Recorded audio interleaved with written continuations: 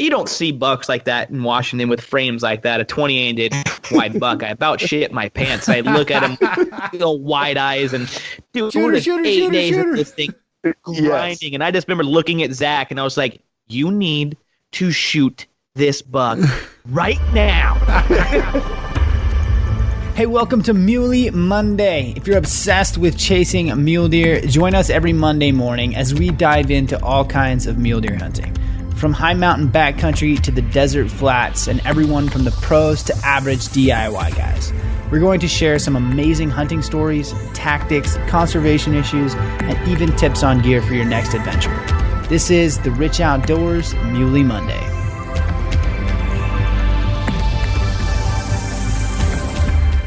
Today's podcast brought to you by Solo Targets. Solo Targets are life-size, ultra-realistic 2D targets. And I have been obsessed with the Solo Targets and love the realism of having to pick a spot on an animal and not just shoot a dot on a block. The Solo Targets, you can turn any block into a ultra-realistic hunting scenario for much, much cheaper than a 3D target. And preferably, I think I prefer them over shooting a 3D target.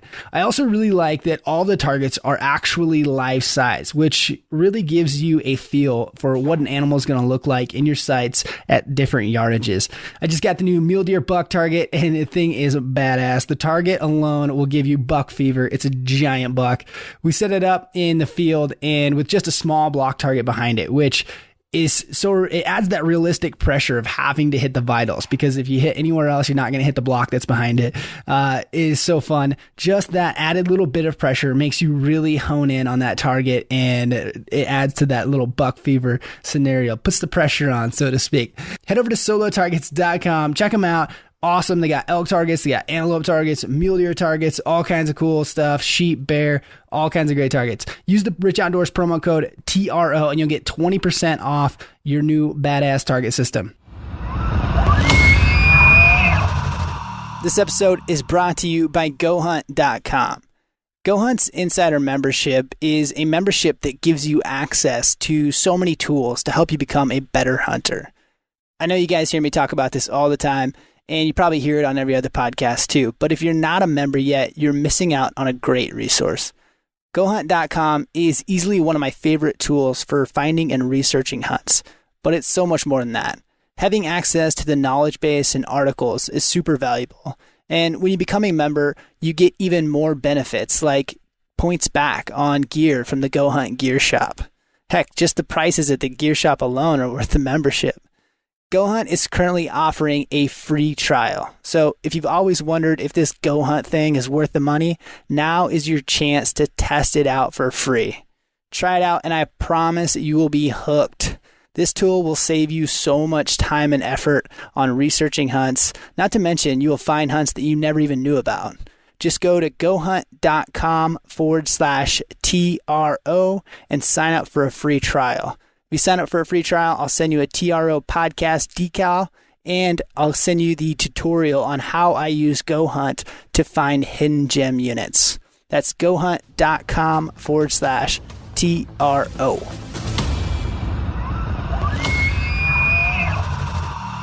Alrighty, guys, welcome to the podcast, Muley Monday, on with PNWild. Were you guys on for a Wapiti Wednesday last year? Yes. I think you guys are the first guests to go Wapiti Wednesday and Muley Monday. Oh, nice. Yes. There's got to be an award for that. I don't know what it is, but if at a we're minimum, on for a regular, maybe next year, Tag Tuesday, we'll call it the Triple Crown, man, of the Rich Outdoors. Or if you ever do a bear day, we can be on for a bear day. Yes. Yeah. The Triple Crown. I thought about doing bears, but I don't know. I mean, I could definitely fill enough content. I guess you could do it for like a month. If you did like 4 episodes of just nothing but bears in the springtime, I think it would probably do well. I don't know. What do you guys think? Absolutely. I totally agree. Spring bear hunting is so much fun. Absolutely. There'd be plenty of dudes. I've gotten a lot of people, having said that, I've gotten a lot of people into spring bear hunting, like first time this year. And they just listen to the podcast. They're like, yeah, I ended up going just because you talk about it all the time. And like, man, I really love it. It's freaking fun. And I'm telling you, like, it's an awesome, just time in the woods in the spring. It's not like you're doing a whole lot of anything else anyway. I mean, what else are you gonna do? Go fishing? God, that's silly. Turkeys? Blah. Yeah, come on. I do have a funny thing to tell you about this spring bear, Cody. We crawled out of the tent at legitimately 5:15 in the morning. I was glassing for no more than 30 seconds. Spotted the bear, made a move on it, had the bear dead by 6:15 in the morning. Had it taken down, broken apart, back to the truck by like 10. We ran into other spring bear hunters later that day. We told them what time we had the bear dead by, and they're like, "Man, we weren't even awake yet when you guys had it packed out." So your latest podcast or not your latest, but the last year's podcast with, I think it was Brian Barney, you guys were debating on if you have to get up early.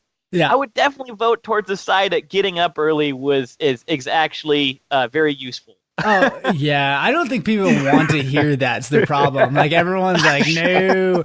That's like when you read a fitness magazine and, like, something sounds hard. You're like, no, that's my body type's totally different. Like, that's not accurate. My genetics. They won't work with my genetics.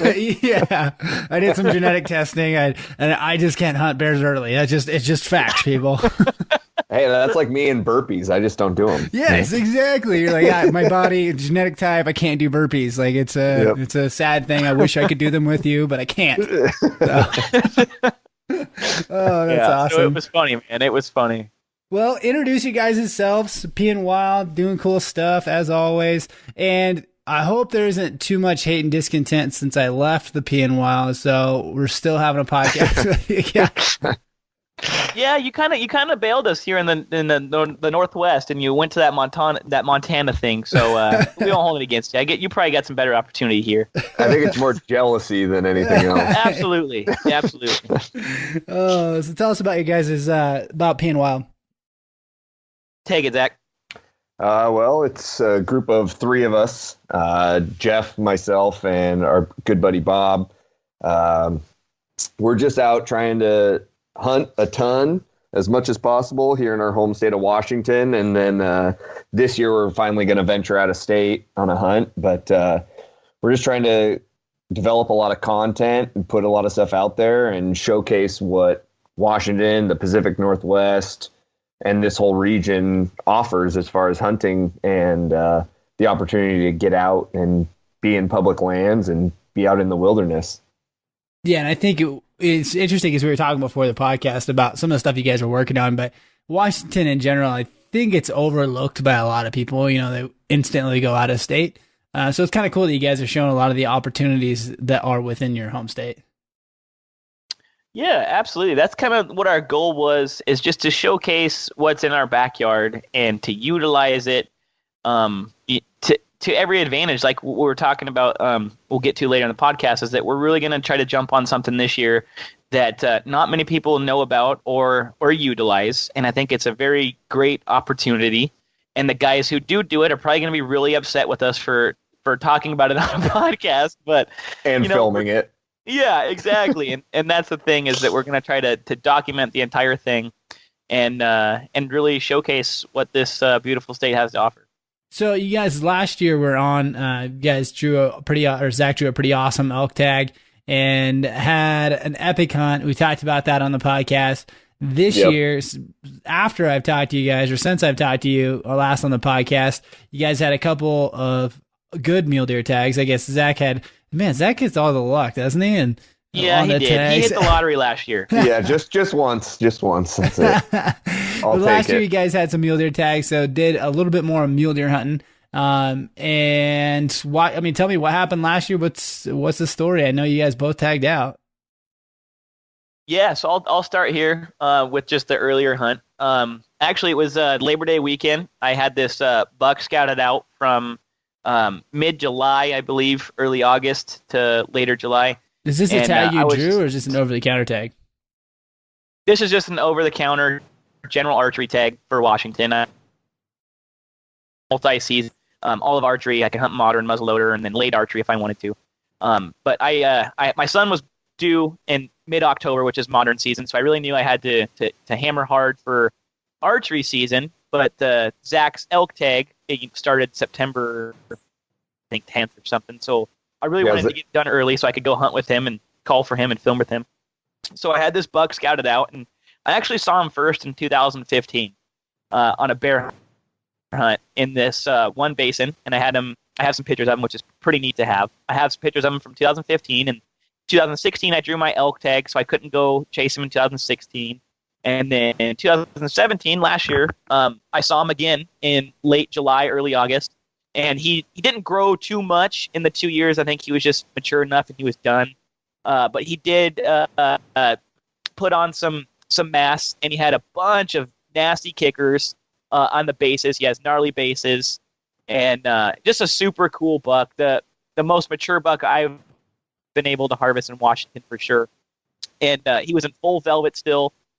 Come September, opening the night before opening day was a Friday actually, so it was pretty cool. I met up with some buddies over there, and we got up into that basin and we glassed him Friday night, and Saturday morning we got up. This is opening morning now. First light we saw just a stud of a bear. So we switched gears real quick. We didn't even glass for my buck. We ended up taking that bear. Jacob took that bear that morning, so we ended up Saturday was a waste kind of. We didn't get to hunt deer or glass for deer until Saturday evening, and I picked him up again. And from being in that basin all day and shooting that bear, it kind of buggered him out. So yeah, Saturday evening we came back into that basin after taking care of the bear, getting down to town, getting on ice, and getting in the coolers and stuff. And Saturday evening we caught him way up high, higher than anything we've seen, any deer or anything for that matter up that high. So we kind of left him alone for the rest of the evening and didn't bother going after him, no pressuring him. We knew where he liked to feed in, and he was kind of heading that direction. Like really last light, he started to get up and feeding down. So we left Saturday night and got back in there super early Sunday morning.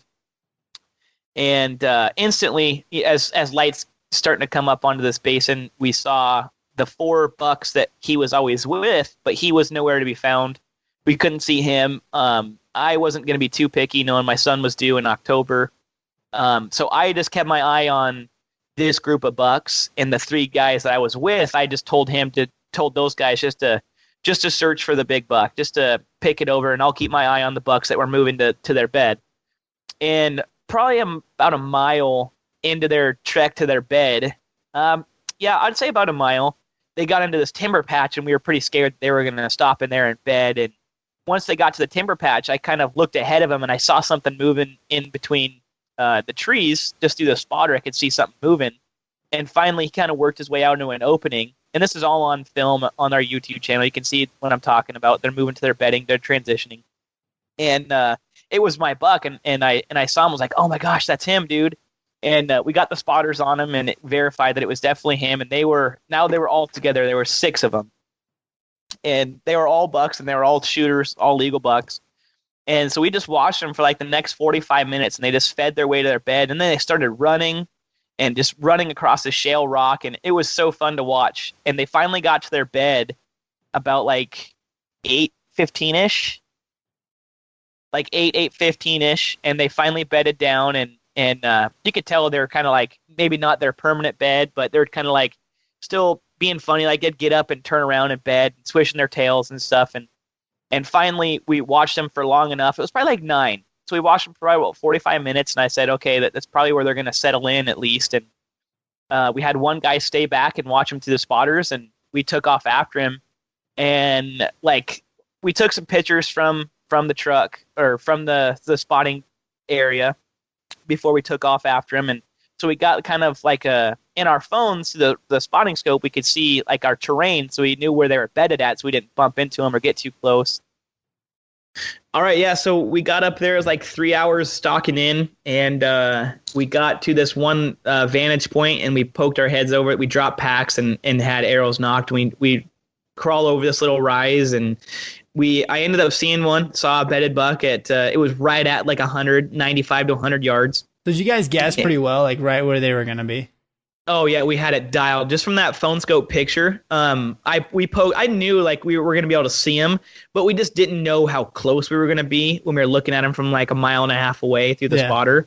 But we definitely had our shit together. We had we had several phone scope pictures, and we knew right where we were going to be. Like we had like landmarks picked out, and I knew as soon as we're gonna peek over this rise, Jacob and I were gonna be able to put eyes on him, and sure enough, like we just didn't know how close we were gonna be, and we were pretty bummed when we poked over and it was like, oh man, it's 100 yards, and we were like, it was a steep cliff off to our left, so there's no way we were gonna get down like in front of him or come in to the side. And then it was probably like 10 minutes of sitting there debating on how we could get any closer, and Jacob recommended to go up this nasty little chute, and after looking at it and debating about it, we just went for it, and it ended up being super, super sketchy, super steep, passing each other's bows to each other in their backpacks, and ended up like having to like hold on to each other. One person made it over there, and then he'd have to come back and grab the arm, and then once one person had to go over there, they had to hold him, and like we barely had like a foot, and it was probably like a 40 to 50 foot drop, and you had like 1 foot on some rock. It was sketchy for sure. Definitely a butthole pucker for a good 10 minutes there. But once we got up on top, it was smooth sailing, and we cut off about 70 yards, and we dropped in, took the boots off, snuck in right behind them. We had the wind just jamming in our face, so it was perfect. It was like 12 in the afternoon, wind's just jamming.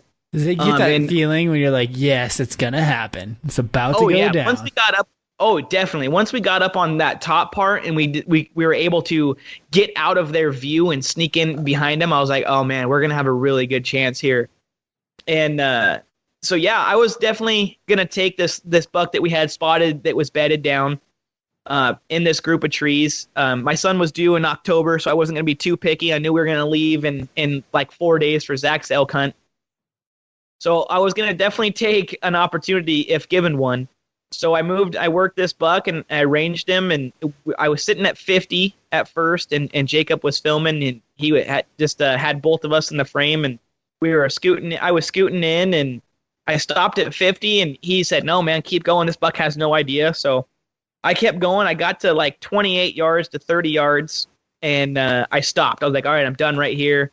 Ranged the buck, and if he stood up to rebed or stood up to feed or anything like that, I was going to take him right there, and he would have had no idea that we were behind him, and it was perfect. But I sat there for probably about 10 to 15 minutes, and I was looking for just getting antsy. I wanted it to happen. I probably could have sat there and waited, but I'm glad I didn't. I looked at some other route on this hill, and I saw a little vantage point that I could hopefully make my way to without making too much noise, and look down in to this bedding area.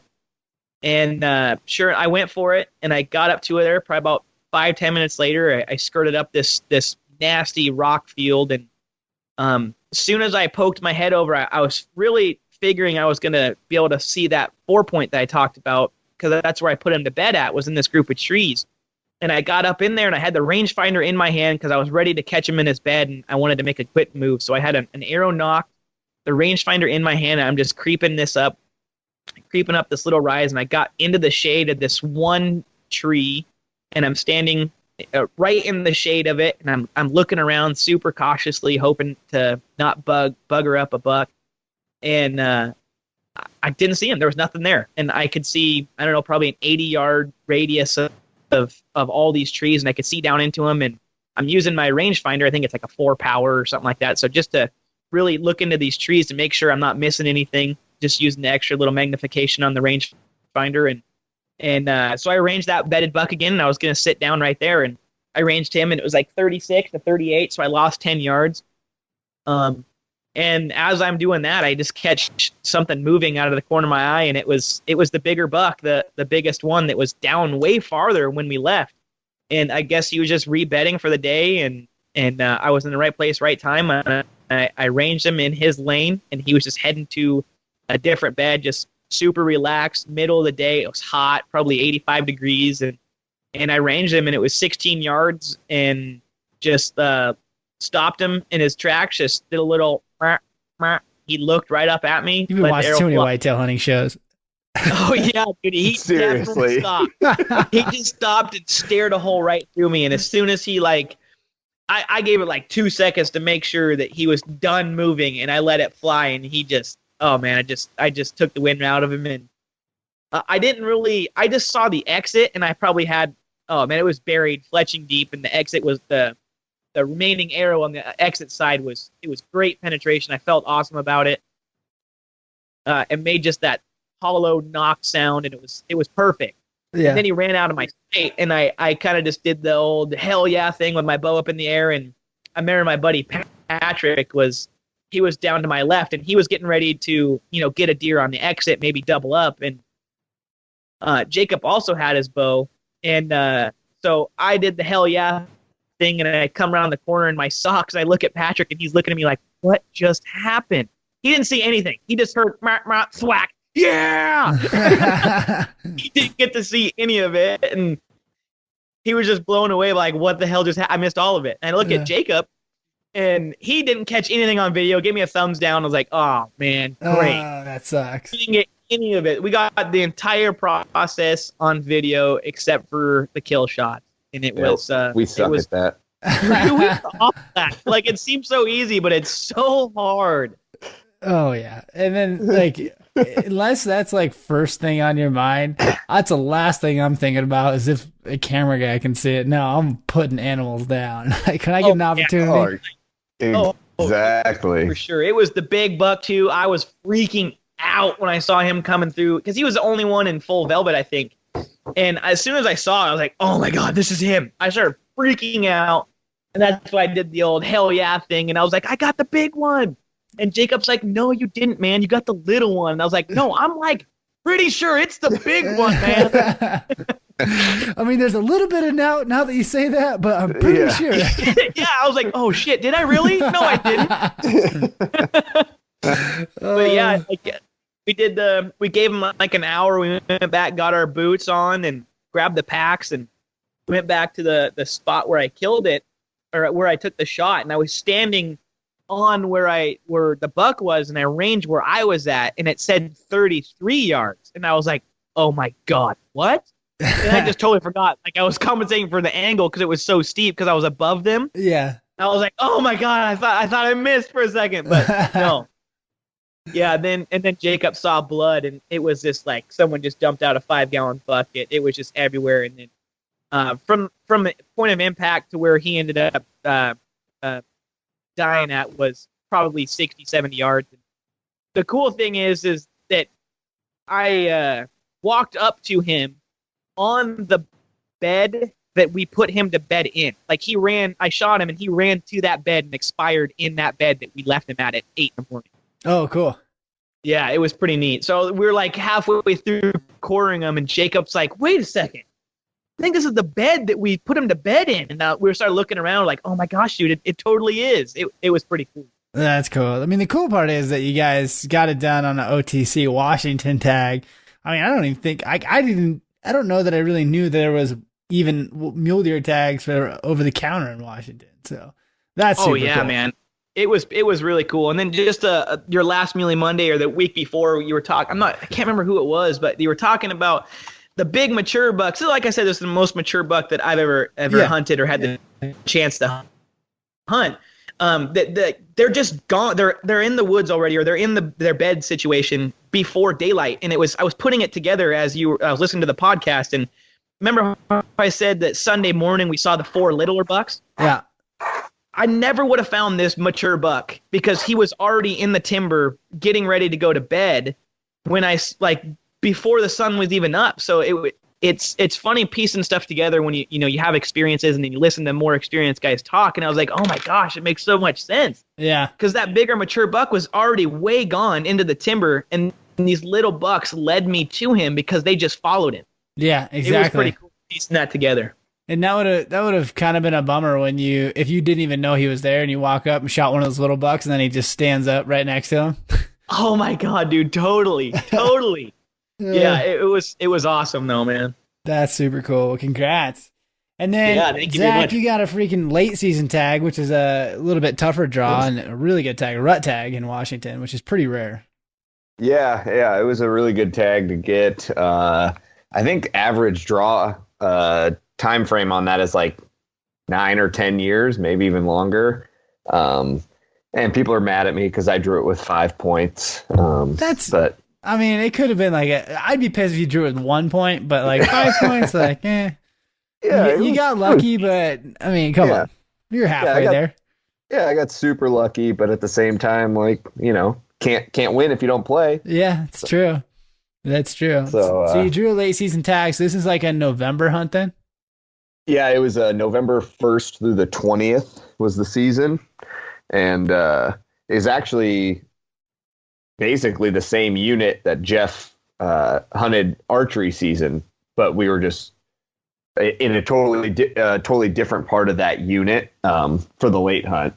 But it was his home unit. He's the one who talked me into applying for it, even though Jacob and everyone else told us that it was a waste of time to even try to put in for it because there was no way I was going to draw it. But I drew it. Yeah, exactly. So going into that hunt, what was your expectation? Did you have kind of, what did you care what size, what were you looking for? Like what was your thought on going into the hunt? Yeah, I didn't really care. I'd never actually just focused and hunted mule deer before. I grew up hunting whitetails in way east Washington with my family. And so that's what I've always done. Which is really good whitetail hunting, by the way.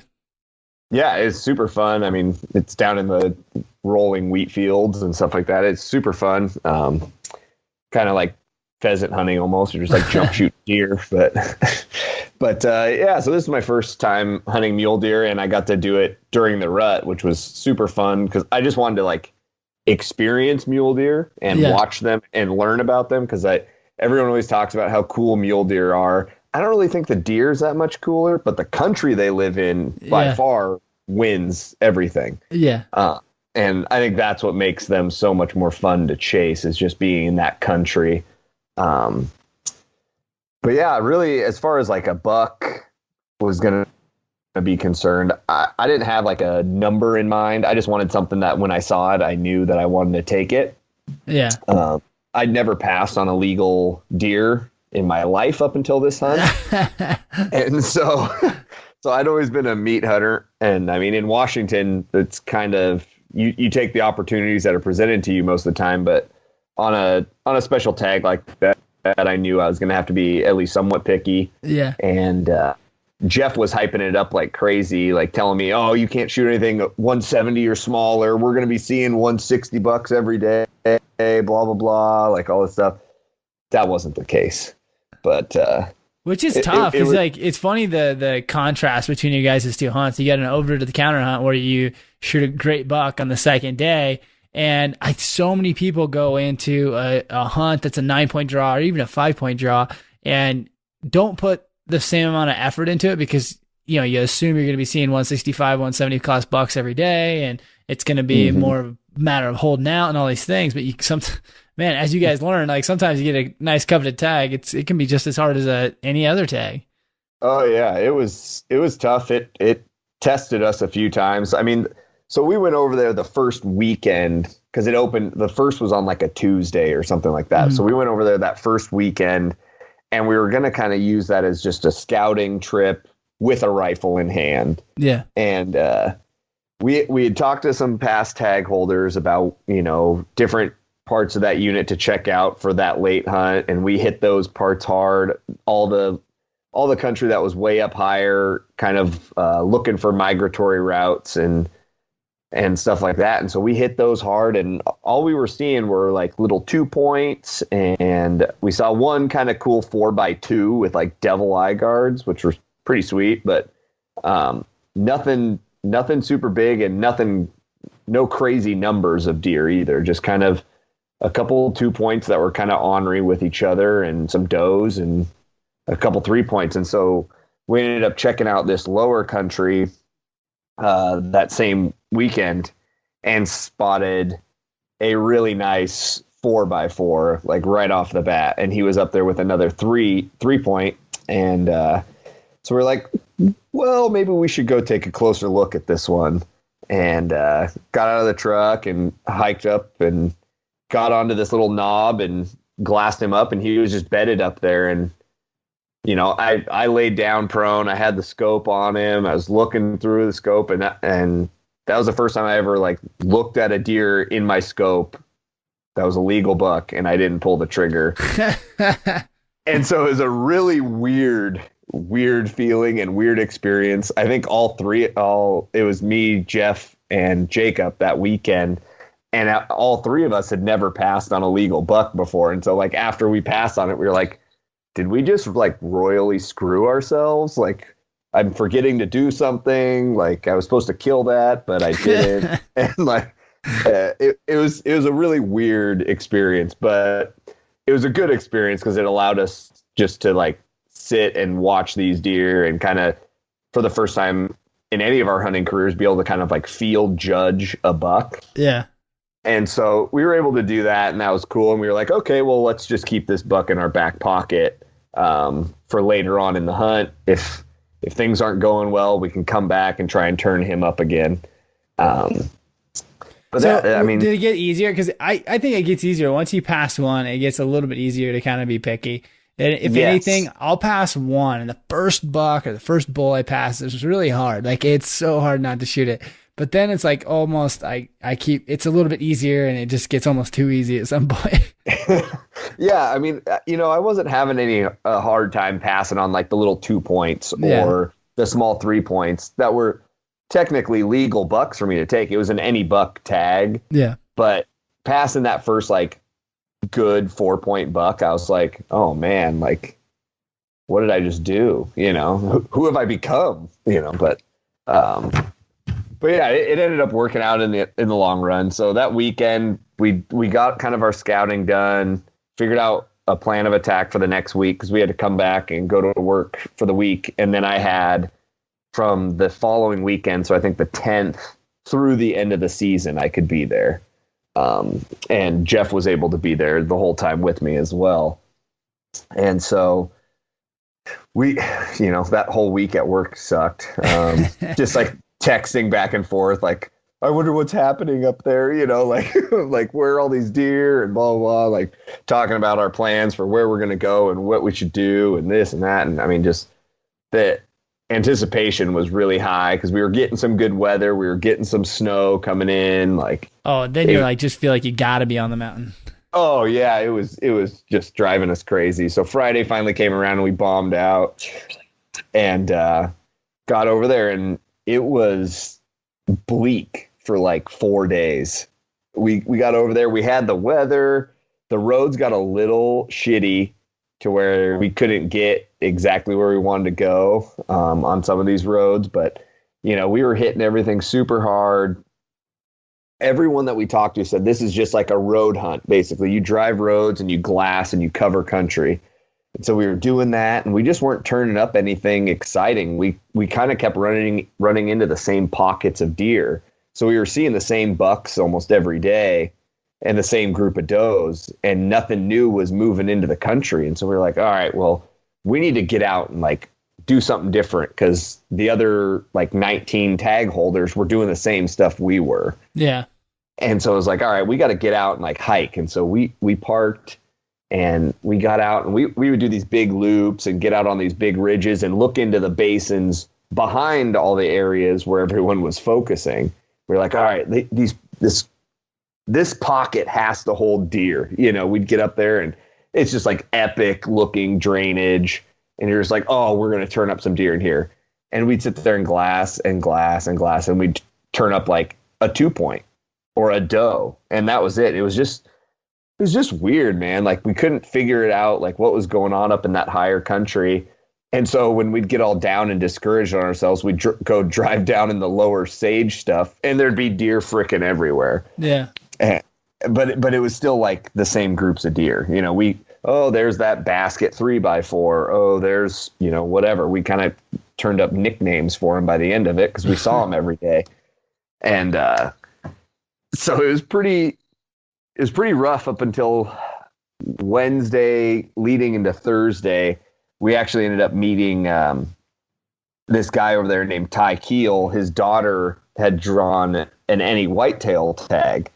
And so he couldn't shoot they couldn't even hunt mule deer. And so we ran into him, and he was like, oh yeah, I happened to see a really nice big 3x3 up in this one area. Kind of gave us that heads up. And so we went in there on Thursday.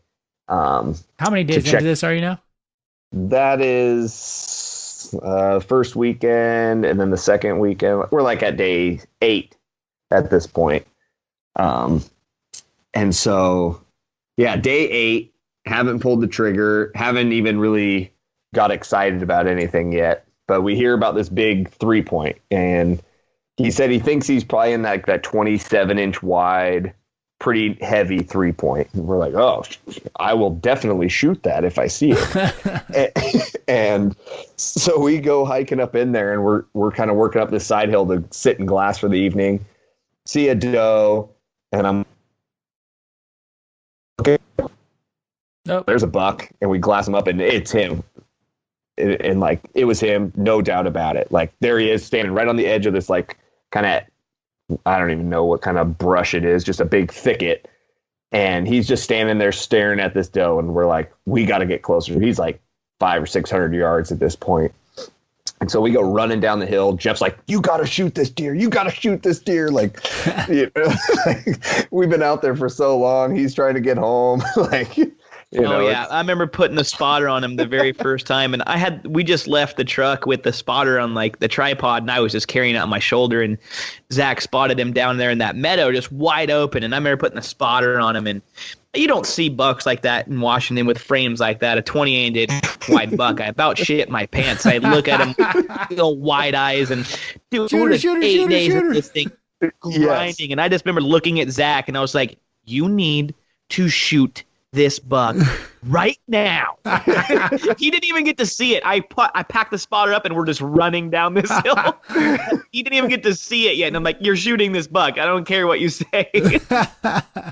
Yeah, I was at that point too, where I was like, okay, let's go. And so, yeah, we went running down. There's like an old, like, abandoned fence line down there. And so we get down there, and we get the freaking rangefinder out, and we're ranging him, and he's right at 305.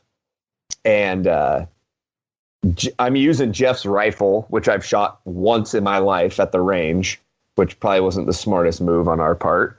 But he's got a turret set up, scope on there, which I've never used either. I've always just had a standard like 3x9 little scope for my whitetail hunting. I've never used anything that can actually reach out there.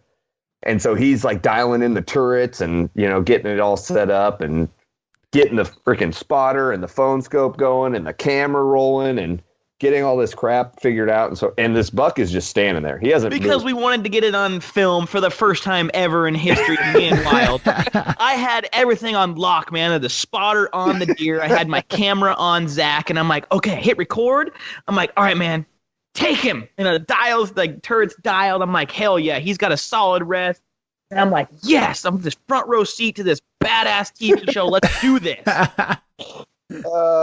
Yeah. And so I'm sitting there on this fence post, and the fence post is kind of rotten in the bottom.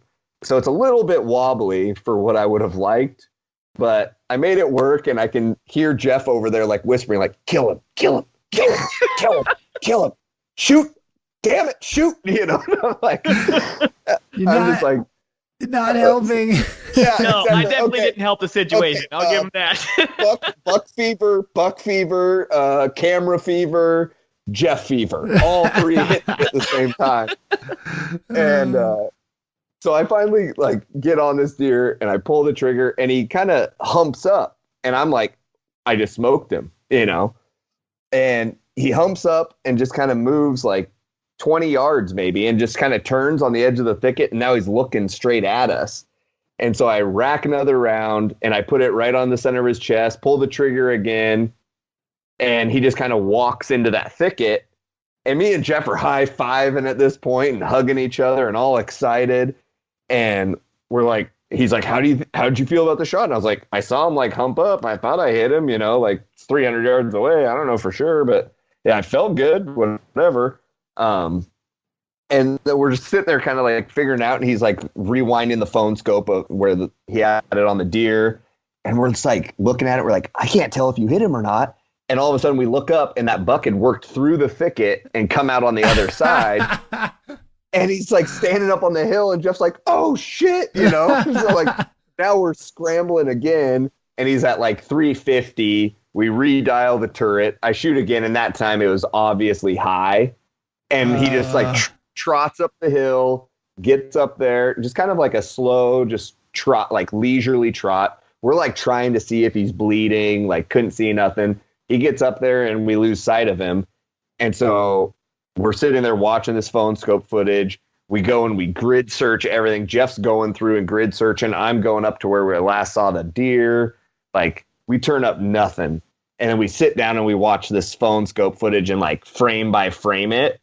And you can see the bullet hit a branch like right above his back on that first shot. And so it just skimmed right over the top of him, probably like 3 inches.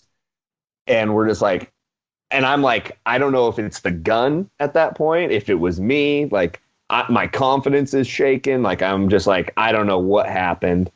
And so luckily, like right down close to where we're at, there's a little gun range.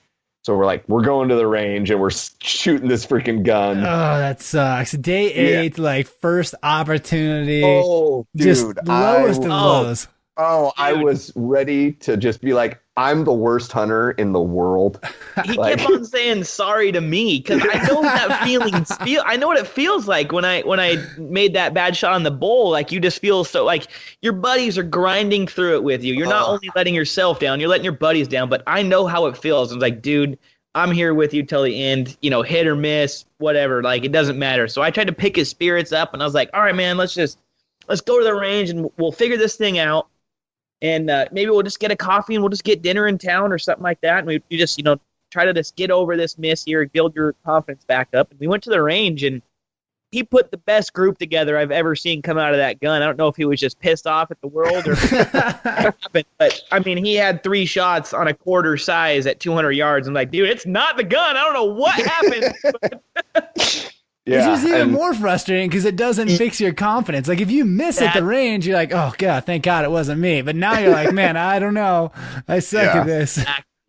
Yeah, it's just like one of those things where, like, after I shot that group, I was like, okay, like, I just had to kind of, like, talk myself through it and be like, okay, you know how to do this. Like, you've killed plenty of deer before. Like, you know where to aim. You know what you're supposed to do. Like, you got to, like, freaking move on, put it past you. Yep. Like, the gun's on, be confident in the gun, and just, like, make it happen. And I remember I turned to Jeff, and I just looked at him, and I go, I'm not missing again. And I was just like, and he was like, yes, now we're back in the game, like, I was just, like, pissed off, ready to go. And so, yeah, that was basically the end of that day. And so to make matters worse, to pile on to already a shitty Thursday, that night.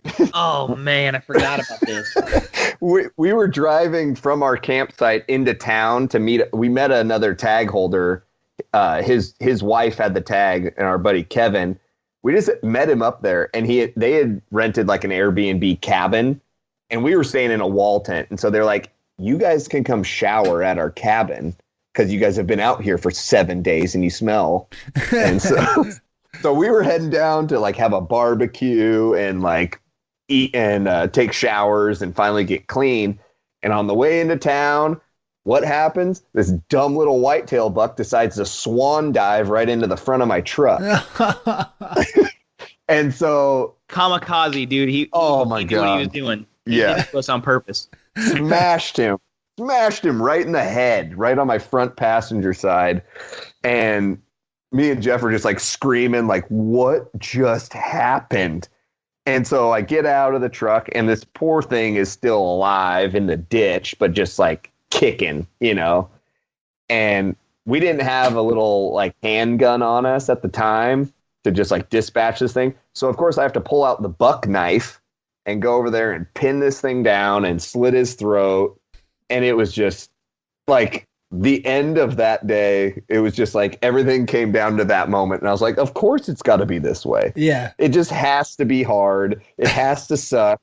Like, and luckily Washington put in a law a couple years ago. At this point, I was like, dude, just put your tag on it. Let's get the hell out of here. Jeff's like, sweet, we're going home. But luckily, Washington allows you to take roadkill now. You just have to fill out a little permit online. And so we did that. So I threw in the back of the truck. I was like, well, this little whitetail buck's going to eat really good. Yeah. So we throw him in the back of the truck. We go down, shower, blah, blah, blah, like all that. So Friday morning, we're driving back and we're like, we're going back to where that 3-point was. because there was does in there and he's probably going to come back. And so we're heading that way. And on our way there, we just happened to glance down and there's just a pile of deer down below us. And so we were like, all right, well, we'll glass these. We're glassing them and we see like all the same bucks that we've seen every day. And we're just like so sick of it at this point. Yeah. And finally I kind of glass over and I'm like, oh, that's a new buck, Jeff. And he like glasses over and he's like, yes, it is. And it was the buck that I ended up killing. And it was just so obvious how much bigger and more mature that deer was compared to everything else that we'd seen. Yeah. Like when you see a shooter buck, you know it's a shooter buck. Oh yeah. He had the dark chocolate antlers and he was just standing out in like this sage flat, just like the sun was just starting to hit him. And he was just him and one doe like off away from all the other deer. And so we're like, okay, we're not leaving. We're going to stay here all day if we have to get on this thing. And unfortunately, he was like 100 yards into private property at this point. And but the big pile of deer were all in public. And so we're like, we just have to hope that doe wants to go back onto public and he's going to follow. And so we're sitting there and other tag holders are driving by us because we glassed him off the road. And so every time a tag holder would drive by, we'd turn the spotting scope away from him so that they wouldn't think that we're looking at anything. Just looking over here. Yep. It's just those same freaking deer down there. Nothing to see here. Move along, you know.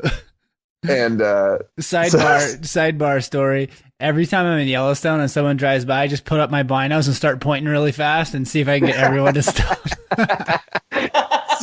You're the reason why there's a traffic jam all the time. Yeah, like hold my hands apart. I'm like this big, like I'm talking to whoever's in the car. Like, oh my god, yeah.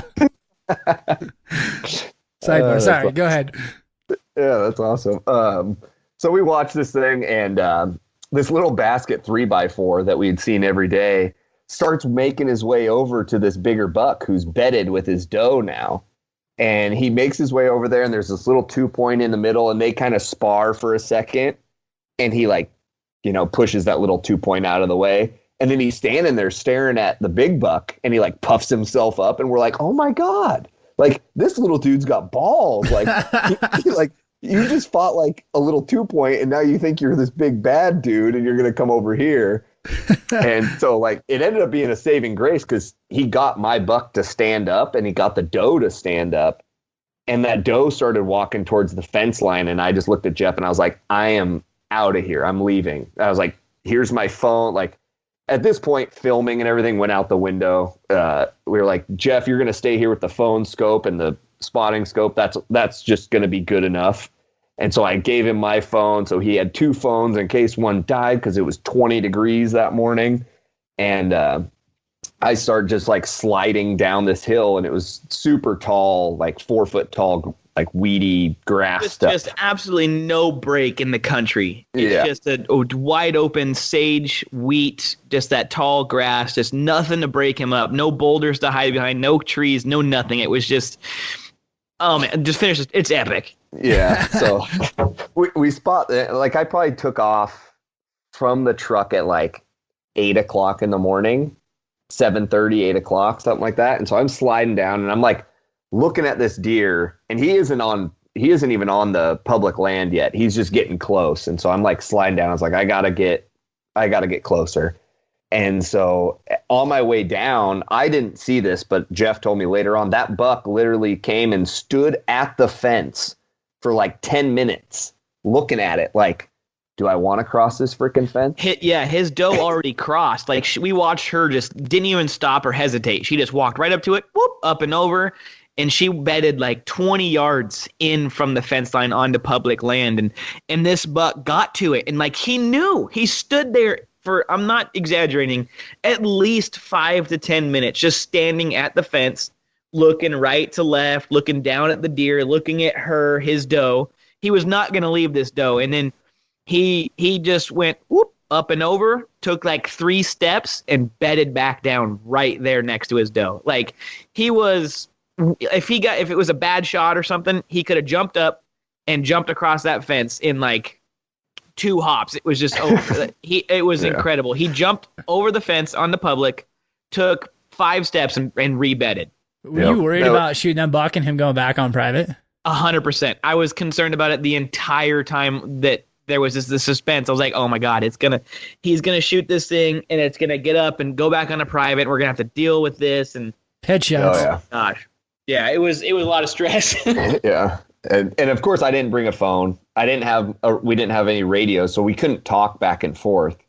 And Jeff couldn't see me once I dropped off the hill, so he had no idea where I was, what I was doing, like no idea what my plan was, nothing.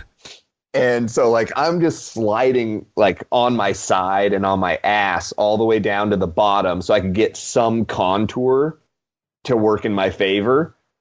And so I'm just kind of side hilling across once I got low enough, staying below all the sagebrush and just belly crawling and, you know, doing whatever I could do to just keep gaining distance. And then all of a sudden that buck got up because another buck came over.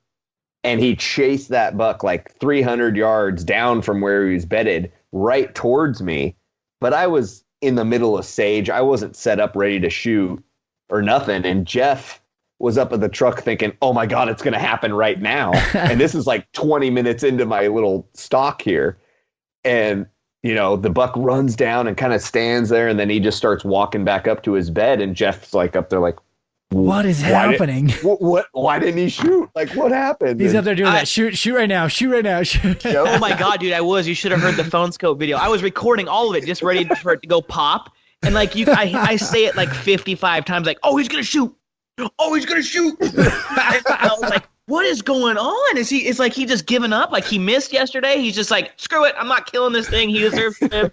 He must have fell down, and now he's paralyzed down there. Good. I hope he deserves this. Oh man, it was insane.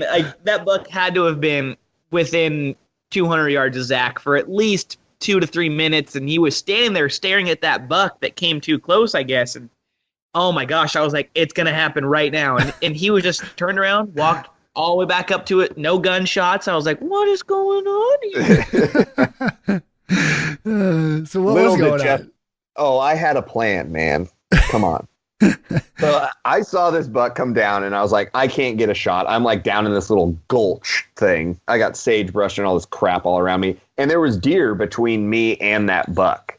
And so I couldn't just like pop up and try and get a shot super quick because I was going to blow something out, or he was going to see me before I could even get up above and get a shooting lane. And so I just like had to sit there and watch. And I was like, freaking out because I was like, that was my one chance, and I just wasn't ready. And I watched him walk all the way back up right to the fence, and I'm just like, oh God, he's going to jump the fence. And nope, he bedded right back down. And luckily he bedded in a spot where I could see his rack above the sagebrush. And there was a literal no hunting sign about 10 yards to his right on the fence post. And so that's what I used as my marker. I was like, all right, no hunting sign. Like, here we go, you know? And so the belly crawl continues, and I had picked out a little knob that if I could get around this side hill behind that knob, I would be out of his line of sight, and I could finally stand up and just boogie across the bottom and get up on that knob, and I'd be about 150 yards away is what I figured. And so I'm like sliding across. I had to like lay down a couple times because this little buck kept cruising back and forth across this bottom, and I had to like lay down and hope to not blow him out. And finally I made it to that depression, and I boogied across, and I come up that little knob, and I peek over, and I haven't seen this deer. This is about an hour and a half later. It took me that long to get over there, and I haven't seen him since then. And so I'm like glassing, and finally I see an antler just kind of turn as he's bedded, and I'm like, oh God, he's still there, you know? And so I'm just like laying on top of this knob, and I'm like, okay, I just got to find a shooting lane. And I slide over about 5 feet, shooting lane. It's like perfect. Everything else was just sagebrush on top. And there was about a 3 foot wide gap that was just completely clear. Like someone mowed it, like ready for a shooting lane. And so I was like, oh, this will work, you know? And so I lay down, get the bipod set, and he's just bedded there, and I could see the damn fence. And I'm like, I cannot like wait for this deer to stand. I have to just kill him in his bed. And so I'm sitting there and like got him in the scope, looking at it, like taking a deep breath, and I'm like rock solid. And I'm just like, oh yeah, I was like, this feels good. And so I took a second. I literally said to myself, like out loud, I said, okay, you can do this. And I just like looked back in the scope, put it right behind his ear, pulled the trigger, and he was just laying there when I looked back through the scope. Just didn't even move a muscle. His leg came up and kicked about one time, and his doe stood up, like no idea what just happened. And I just like watched him, no movement, and I stood up and I just started screaming. I was just like, oh, like the relief and the just overwhelming, like that adrenaline rush just freaking hit me hard, man. I was just like that shaking and like I was punching the ground, and I was just so stoked out of my mind because I knew he's a good deer. And I just made a 3-hour freaking stalk on this thing to get within 150 yards, and I just drilled him. And everything came together. Oh, fine. Yeah, it was just like, oh my God, like I can do this. I am a hunter. I forgot yesterday, but apparently I remembered how to do this, you know? Like, it's all the better when it's that much, when it's that hard though, and there's that much struggle. Oh, yeah. Man, the hunts are good when it's that tough. Oh yeah, that roller coaster ride just like makes that's what it's all about, man. Everything. Oh yeah, and that's the hard part. Is like we talk about like trying to explain this to people, like how excited you are. You can't really explain that unless you've been through it for 8 days of misery and just failure to come out, man. You cannot explain that emotion.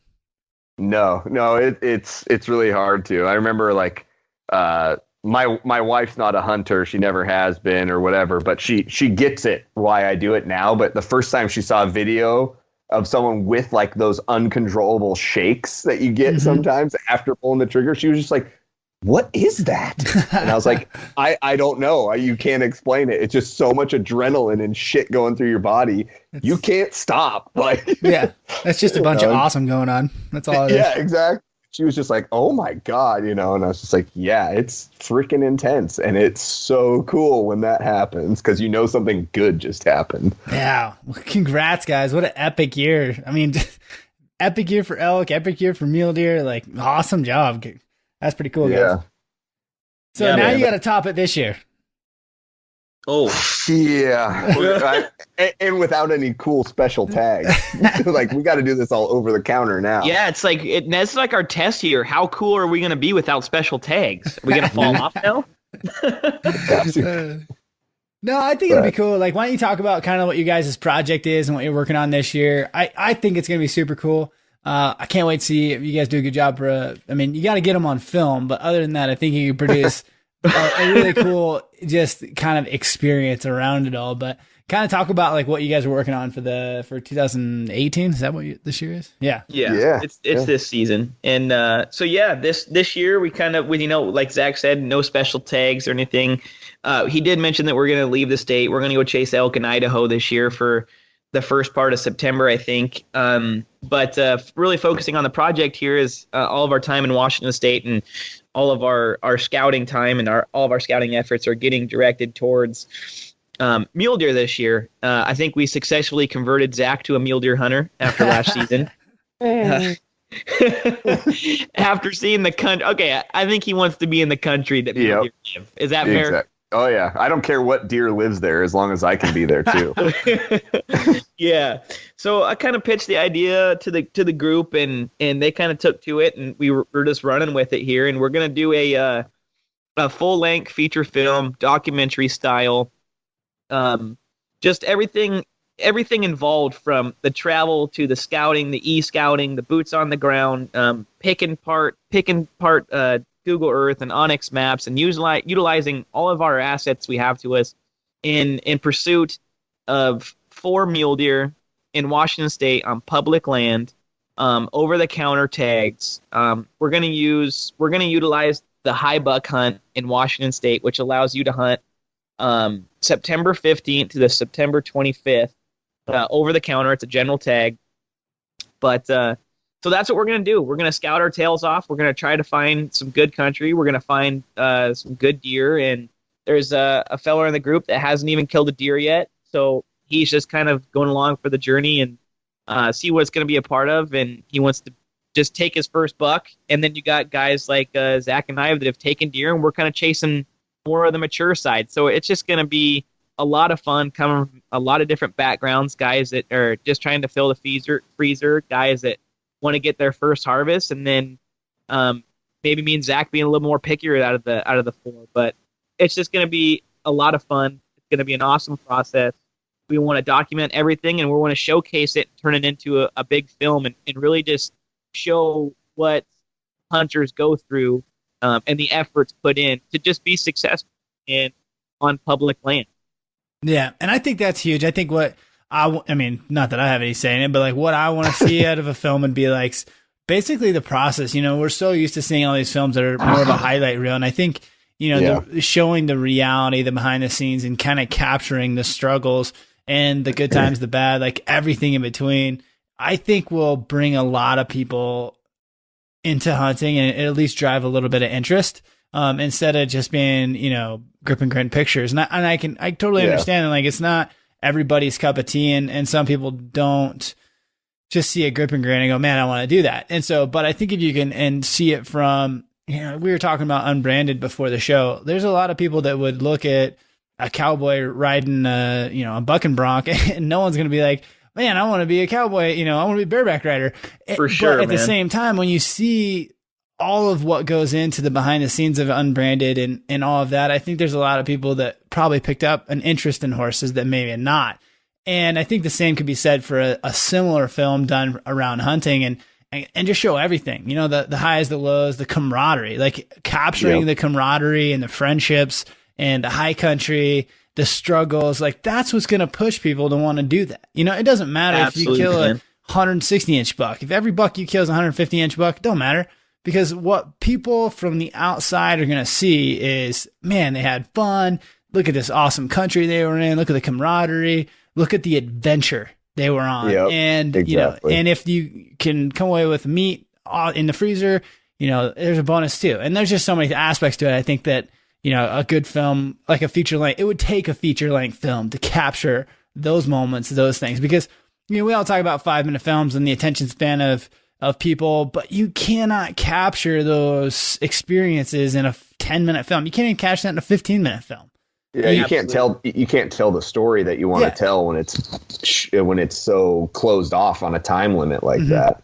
Yeah. And so I mean, like we were talking about before the show started too, is like, you know, we're going to show like this season is middle to end of September and we're scouting in June. Like this is a 3 to 4 month process leading up. Like, there's going to be more work that goes into everything before the actual hunt takes place, whether it's scouting, boots on the ground scouting, working out, getting in shape, getting ready for those mountains, like shooting your guns, like getting everything dialed in, like all of that leads up to the hunt. The hunt is just like the culmination of all that work that you put in ahead of time. Yeah. And that's really what we want to showcase. It's like, look at how much goes into this. And then here's the result. Like, here's what you can get if you put in all this effort, you know? Exactly.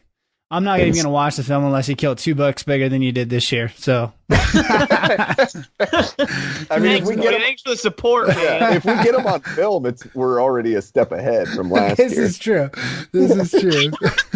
Yeah, if we get kill shots, like we're just we win. Well, it's even worse because Jeff and I killed bucks that weren't on film. Jacob and Bobby also killed bucks within 4 hours of being in the field, and neither of those got on film either.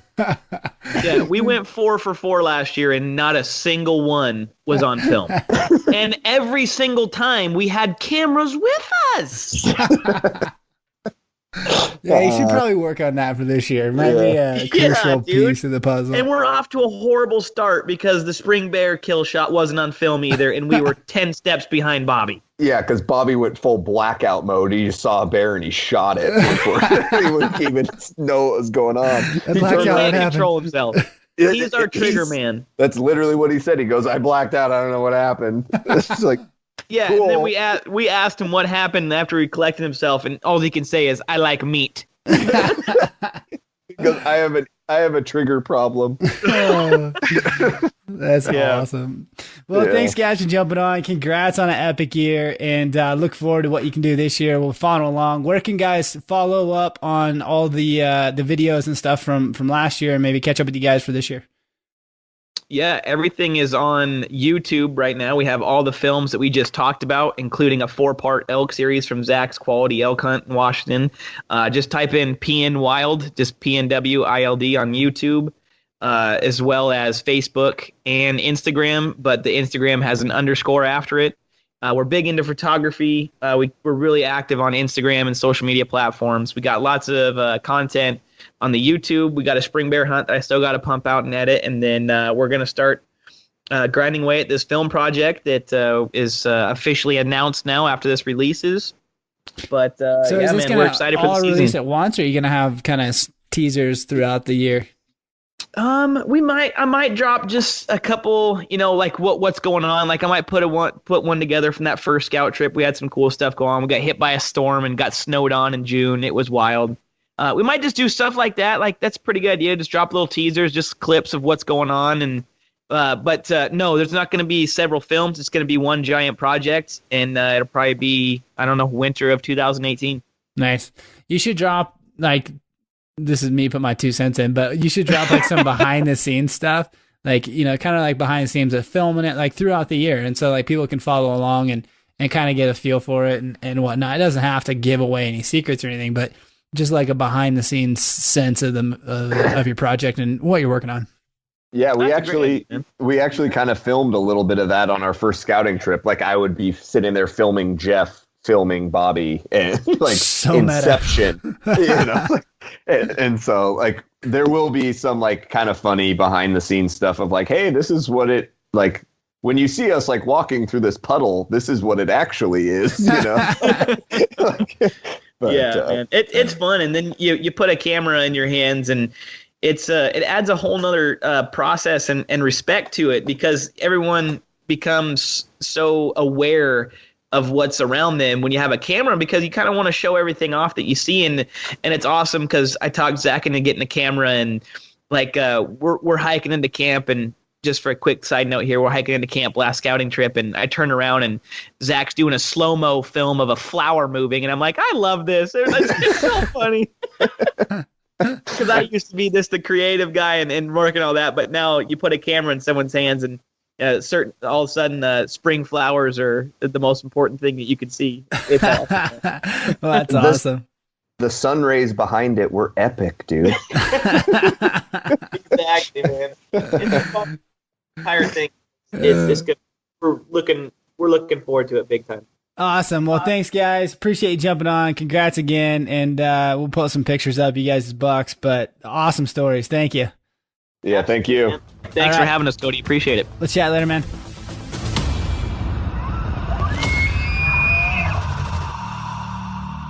This episode is brought to you by GoHunt.com. GoHunt's Insider Membership is a membership that gives you access to so many tools to help you become a better hunter. I know you guys hear me talk about this all the time, and you probably hear it on every other podcast too, but if you're not a member yet, you're missing out on a great resource. GoHunt.com is easily one of my favorite tools for finding and researching hunts, but it's so much more than that. Having access to the knowledge base and articles is super valuable. And when you become a member, you get even more benefits like points back on gear from the Go Hunt Gear Shop.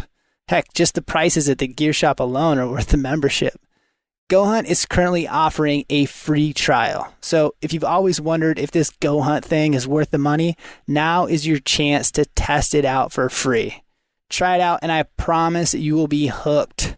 This tool will save you so much time and effort on researching hunts, not to mention you will find hunts that you never even knew about. Just go to gohunt.com/TRO and sign up for a free trial. If you sign up for a free trial, I'll send you a TRO podcast decal, and I'll send you the tutorial on how I use Go Hunt to find hidden gem units. That's gohunt.com/TRO. Today's podcast brought to you by Solo Targets. Solo targets are life-size, ultra-realistic 2D targets. And I've been obsessed with the solo targets and love the realism of having to pick a spot on an animal and not just shoot a dot on a block. The solo targets, you can turn any block into a ultra realistic hunting scenario for much, much cheaper than a 3D target. And preferably, I think I prefer them over shooting a 3D target. I also really like that all the targets are actually life size, which really gives you a feel for what an animal is going to look like in your sights at different yardages. I just got the new mule deer buck target, and the thing is badass. The target alone will give you buck fever. It's a giant buck. We set it up in the field and with just a small block target behind it, which is so it adds that realistic pressure of having to hit the vitals, because if you hit anywhere else, you're not going to hit the block that's behind it. It is so fun. Just that added little bit of pressure makes you really hone in on that target, and it adds to that little buck fever scenario, puts the pressure on, so to speak. Head over to solotargets.com, check them out. Awesome. They got elk targets, they got antelope targets, mule deer targets, all kinds of cool stuff, sheep, bear, all kinds of great targets. Use the Rich Outdoors promo code TRO and you'll get 20% off your new badass target system. Thanks for tuning in to the podcast and to Muley Monday. If you like this episode and you learned something along the way, be sure to share the podcast with a hunting buddy. And if you get a chance, leave us a review on iTunes, on Stitcher, wherever you listen to the podcast. Appreciate it. Thank you so much.